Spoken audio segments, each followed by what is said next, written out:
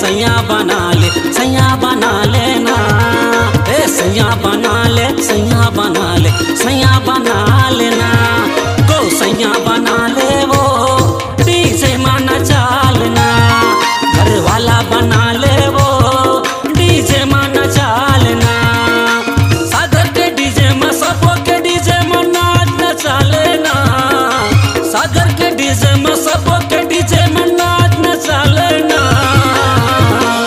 हस्बैंडवा बना ले वो डीजे माना चालना।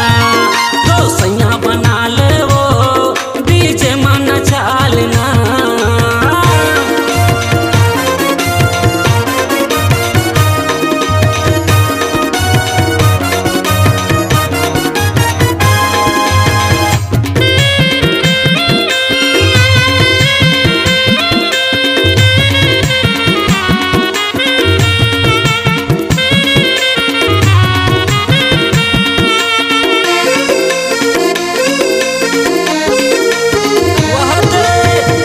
शादी में गोरी मोरा गुमा झुल झुल के ते नाचे रे, झुल झुल के ते नाचे।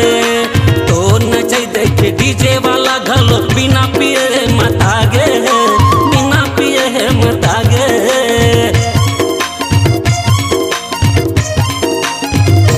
ए दादा भैया के शादी में गोरी मोरा गुमा झुल झुल के ते नाचे रे, झुल झुल के ते नाचे।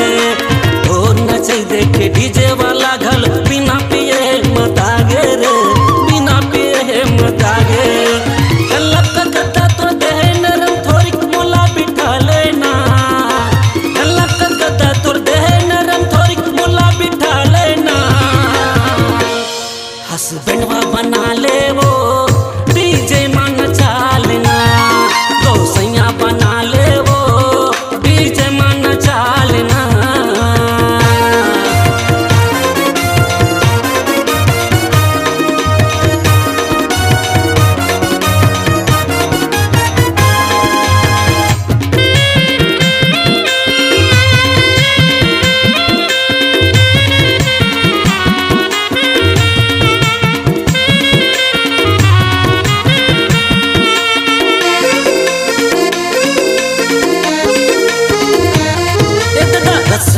रसदार जवानी आमा सहेंगे दिरागे रे, आमा सहेंगे दिरागे।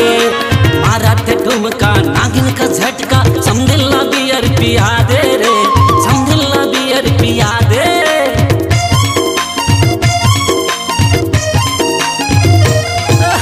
रस भर रसदार जवानी आमा सहेंगे दिरागे रे, आमा सहेंगे दिरागे।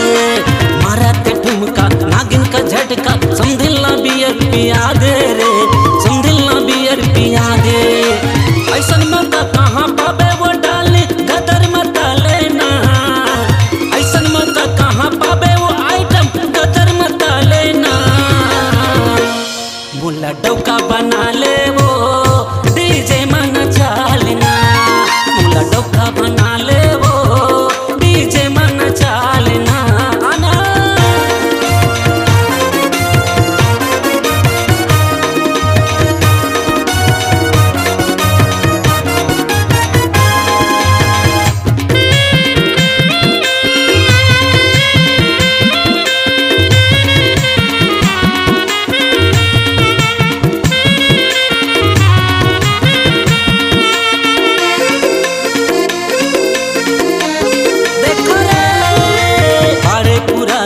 आगे जवानी दीवानी ते मजा उड़ा ले रे, दीवानी ते मजा उड़ा ले। सारी जवानी के राखे खजाना मोरो ऊपर लुटा ले रे, मोरो ऊपर लुटा ले।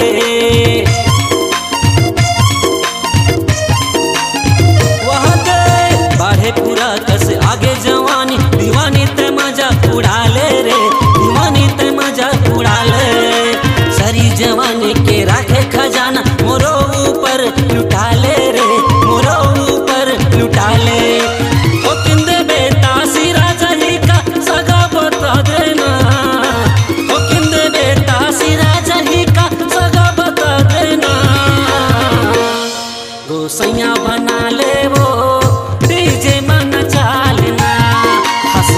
बना ले वो डीजे मन चालना।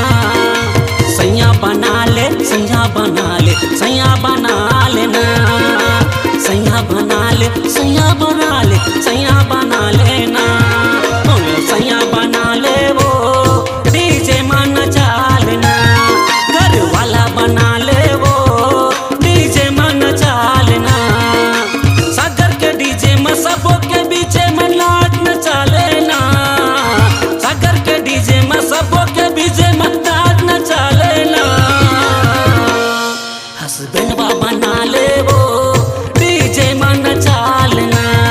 घर वाला बना ले वो डीजे मन चालना। गौसैया बना ले वो डीजे मन चालना। मोला ढोका बना ले वो डीजे मन चालना। मोला सैया बना ले वो डीजे मन चालना। आना सेटिंग करा ले वो डीजे मन चालना। अरे आपकी आवाज ही आपकी पहचान है।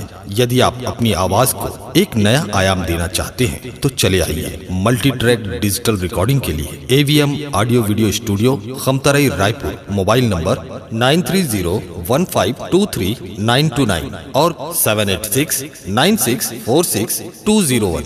यदि आप नए एवं पुराने गीत सुनना चाहते हैं तो avmgana.com में जाकर गाना फ्री डाउनलोड करें और YouTube चैनल में AVM गाना और KK कैसेट्स को सब्सक्राइब करें।